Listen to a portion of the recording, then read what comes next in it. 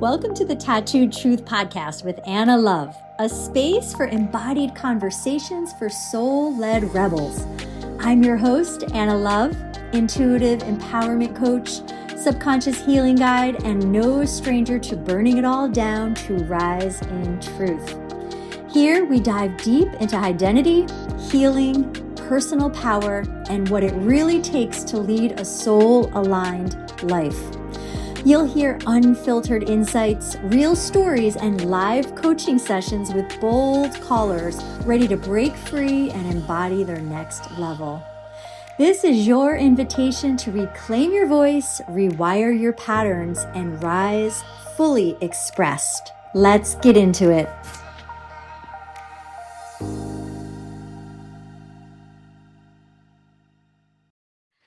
Let's talk about the pressures of being in your 30s, looking for your career, right? If you haven't landed that already, and especially if you haven't landed that already, okay? Maybe you're looking for your significant other or your marriage, right? Maybe you're looking at kids.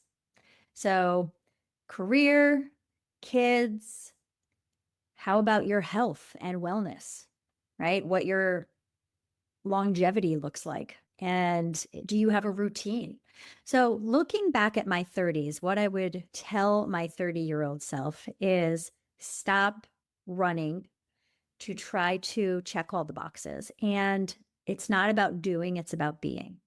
This is so important for 30-somethings to hear because in our 20-somethings, we have gotten the degree or we've gone out and started our own company, or maybe we're just floating around, but we're so indoctrinated, so programmed to feel like we haven't made it. We are not successful unless we have a certain number in our bankroll.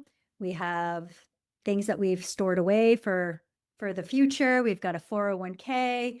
We've got that career. And that way our parents can feel that we are a big success, right? And depending on what family you come from, maybe some parents don't encourage you to go to college. I know that, interestingly enough, my mother encouraged me to go to college, but not my brother and sister, because there was a divorce in my family. And so she had it written up in the divorce agreement that my dad was going to be paying. So it's interesting how she would program me that you're going to college, you're going to college, you're going to college. But she never said that to my brother and sister. And guess what? Guess who didn't go to college? My brother and sister. Okay, so there's something to be said about the expectations of your parents. And I had an expectation to go to college. And I remember not wanting to go to college. I remember not feeling grounded and that floating feeling in my late teens to early 20s when I was in college, or, right before I was signing up for college. Like, I didn't want anything to do with it, but there was an expectation by my father that I will go. And there was also a rule, I don't know if it was said directly or indirectly to me, that if I didn't go then the money would go away, that the support would go away. So there I go, off to college, picking a major. And then when I get to my 30s, I am not feeling grounded, right? I'm doing the thing of which I said I wanted to do, but there's a lot of other things that I have to do to make ends meet. But God forbid I choose a career that wasn't what it was slated for, that wasn't what I said it was supposed to, what I wanted when I was 19 years old, right? I would then be a failure, letting people down, wasting money, losing, not having focus, all that kind of stuff. So looking at how are we programmed to make something of ourselves by the time that we are in our early 30s. And oh, by the way, if you're a woman and you're looking for children, your eggs are going to start drying up right around the age of 28. So there are all these expectations, and they instill worry into us about who we are. So instead of, if we could just get the message that, like, look, there's no pressure. This life is yours. This life is yours and yours alone. Okay. You are not living for anyone else.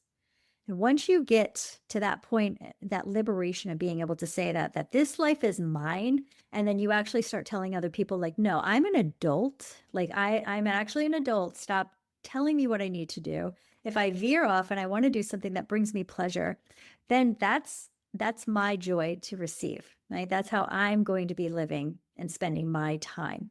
So number one, getting clear on what is it that you really want? How does it feel to be is the operative, phrase here. You want to be as opposed to doing. And a lot of us are just doing because we're supposed to do something. Okay. So we might as well put a pretty, title on it and make us look even better. But it's not about the doing, it's about the being. So when we are doing the thing, okay, that we've signed up for, how are we being? Are we being our most grounded self? Is this for our highest self? Is this something that we want to continue to feel and be every single day? And if not, then taking a good long look at, well, let's explore something else.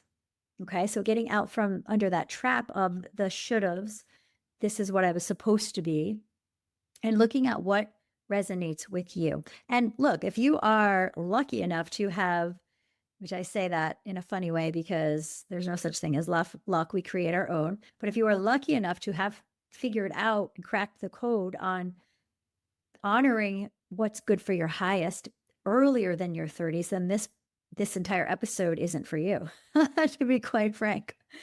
But really looking at what is that picture perfect life. And we were taught, it needs to be having a house, having a family, thinking about kids, having dinner parties, having a full wardrobe, having robust, social network, having a workout routine. But what is legitimately things that you want to claim as yours, right? Those are society's stipulations and structures. But what do you want? The danger in following life's path that other people have, dictated for you or set out for you is that it becomes emotionally exhaustive. Okay. When we are the hamster on the hamster wheel, when we are going to work. And I remember having to do this, like being a teacher was very rewarding, but it was also the hamster wheel. Okay. And it put me in a position where I couldn't wait to get to the weekend. And I'm pretty sure that the energy, just go outside on a Saturday. The energy on a Saturday is way different than energy on a Monday or energy on a Tuesday or a Wednesday, right? It starts to shift around Thursday, around Friday. And we, people do all these things like hump day or, social hour on Thursday. And then there's, thank God it's Friday. But there is truly a different vibe in the air, in the world, because people have gotten to the weekend and they are feeling like they can finally let loose and be free and be themselves.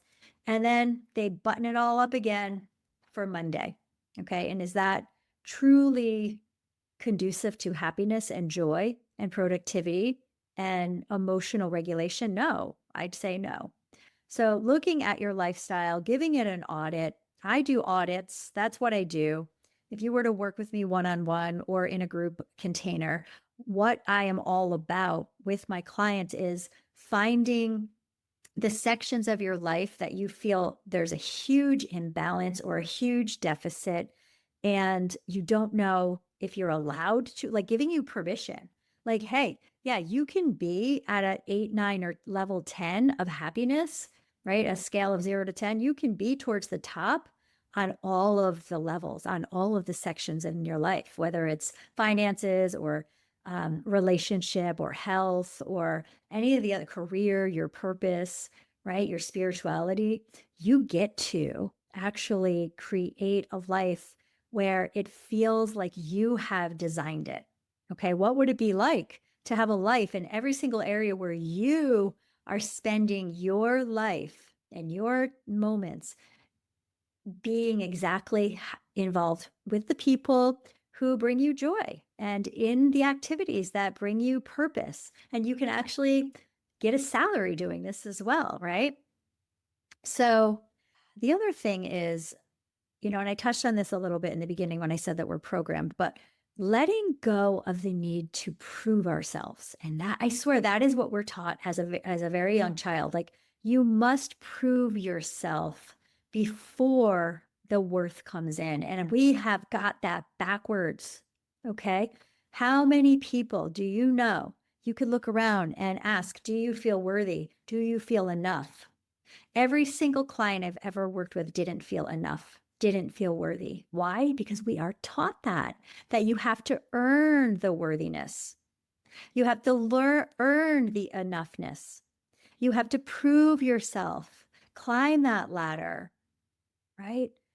Be that person who lives in this type of neighborhood, who has these types of friends, who dines out at these types of places. And I, again, call bullshit on that. It is your relationship with yourself is the most important in the world. So prove to yourself that you are worthy, right? Just because. Like, you're actually worthy just because. Like, you were born worthy. Just a note to you.